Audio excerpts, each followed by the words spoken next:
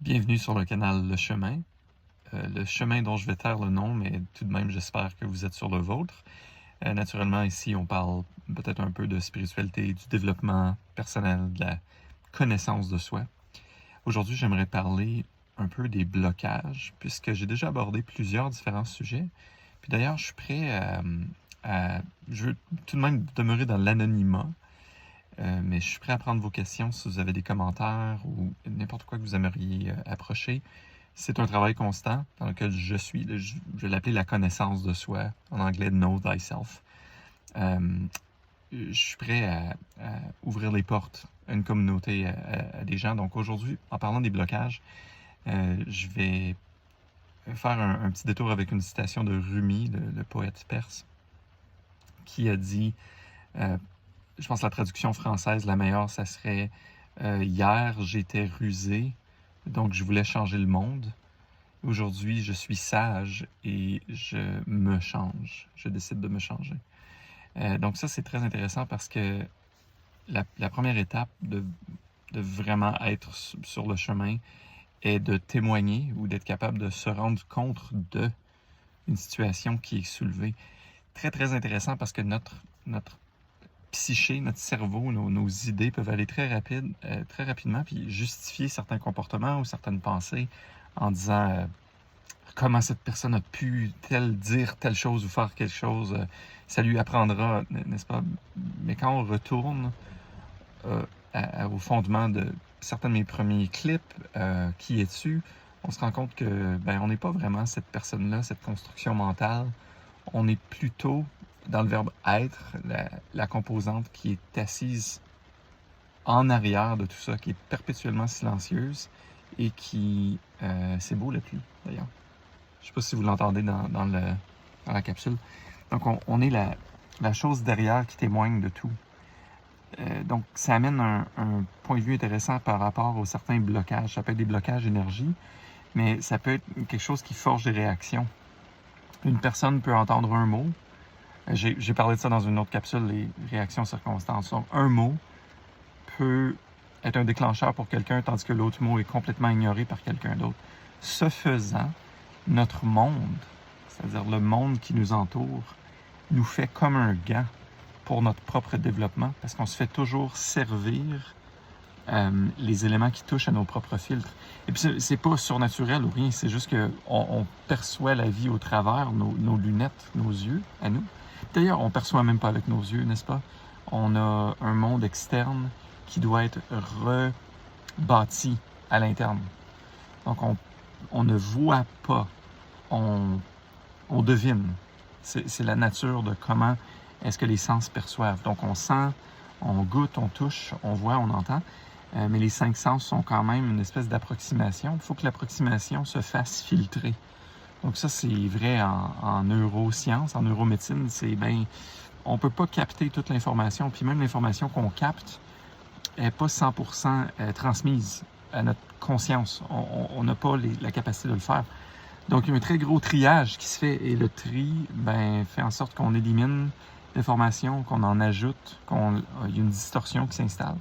Et puis là, on peut même commencer à parler de nos souvenirs. Nos souvenirs ont une panoplie de bouts manquants qu'on remplit. Et le matériel qui est utilisé pour remplir est évidemment qu'est-ce qui provient de nos expériences passées ou ce qu'on croit. J'ai aimé une autre citation que j'ai vue récemment qui est qu'est-ce qu'une valeur? Une valeur de fond, c'est une croyance qu'on ne remet jamais en doute, n'est-ce pas? Donc, même si c'est une valeur fondamentale qu'on pense complètement acquise ou qu'on a eue de naissance, ça ne veut pas nécessairement dire qu'elle est meilleure d'un point de vue d'évaluation qu'une autre valeur. C'est juste qu'on ne la remet pas en doute parce qu'on croit fondamentalement qu'elle est vraie. J'ai adressé ça dans une autre capsule par rapport à la réalité, la vérité. C'est subjectif, c'est très intéressant. Ceci étant dit, les blocages, si un événement arrive dans nos vies, dans ma vie, et qui frappe un certain blocage. Donc, je suis stationné juste devant un parc, c'est très beau, et je vois, il y a des cèdres. Naturellement, si j'ai eu une expérience traumatisante, dans ma vie passée, disons que j'ai eu une blessure très grave à un doigt en coupant mes cèdres avec une machine. C'est certain qu'à chaque fois que je passe près d'un cèdre ou d'une haie de cèdre, ou chaque fois que je vois quelqu'un qui entretient ces cèdres, il va y avoir un petit quelque chose, un ping, une note qui va résonner dans ma tête. Mais cette note m'appartient. Donc le blocage peut faire remonter à la surface une anxiété ou une peine ou une douleur ou une peur extrême. On peut tomber dans les phobies, donc ça c'est pas de mon essor, je suis pas psychiatre ou psychologue, mais des peurs extrêmes qui sont pas fondamentalement objectives, sont fondées sur des éléments de nos souvenirs de blocage, des choses qu'on a stockées, qu'on a répressées, qu'on n'a pas vraiment exprimées. Donc c'est intéressant parce que à la base, si je vois le cèdre, il n'y a rien qui se passe avec le cèdre en particulier à ce moment-là. Par contre, ma réalité interne est totalement différente puisque j'ai eu l'accident. Ce n'est pas le cas, c'est un exemple. Donc, ça m'amène à conclure la capsule ici et dire, le chemin consiste en majorité à lâcher prise de ces blocages-là. Puis la première étape, malheureusement, c'est de se rendre compte qu'on est en train de tenir, to hold on sur cet événement-là. Parce qu'évidemment, si j'ai un événement traumatique avec mes cèdres et que j'en guéris complètement, il n'y aura plus de traces de cet événement-là. De la même façon que, ça c'est une histoire personnelle, jadis, ça fait environ 6 mois, j'ai vu un chat mourir et être en souffrance dans le milieu de la chaussée. C'était très triste. Je suis sorti de ma voiture, j'ai appelé la police, même les services animaliers, et le chat n'était pas mort. Donc, j'ai interagi avec le chat, j'ai pleuré, c'était très traumatique.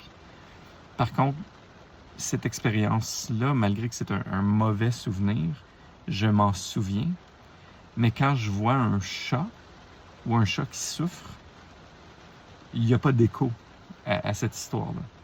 Parce que je peux voir un chat être flatté, être bien content. Donc, si j'avais gardé une expérience traumatique intense, mais mon blocage aurait fait que chaque chat ou chaque situation, chaque film avec un chat, chaque publicité avec un chat aurait fait déclencher cet événement-là. Donc, à la base, je pense que un saint, donc, soit en passant, pas moi, pas vous et moi, probablement, un saint est libre de tout déclencheur de la sorte, est libre de tous ces blocages qui sont stockés et qui ressortent pour des raisons totalement, je dirais, aléatoires d'une façon. C'est-à-dire, on peut marcher dans la rue, conduire, on peut travailler, avoir une interaction, et c'est beau, il pleut très fort. On peut avoir ça et soudainement avoir un déclencheur, ce qui fait que nos humeurs peuvent changer, notre qualité de vie peut diminuer, notre morale peut être bas et finalement, notre bonheur, on le base sur gérer les circonstances afin d'éviter qu'elles frappent ces blocages. Donc, c'est tenter de contrôler l'environnement, qui est à la base, je pense que humainement, ou même au niveau des animaux, des plantes, la vie tente de contrôler son environnement le plus possible pour sa survie. C'est très naturel. Par contre, de vivre une vie là où notre objectif subconscient est de toujours éviter de frapper nos blocages, ça rend une vie, je vais le dire, misérable pour bien des gens. Donc, c'était ma petite pensée du jour. J'espère que vous êtes sur le chemin. N'hésitez pas si vous avez des questions. Et puis, prenez soin de vous, libérez vos blocages. Et on se voit dans la prochaine capsule. Au revoir.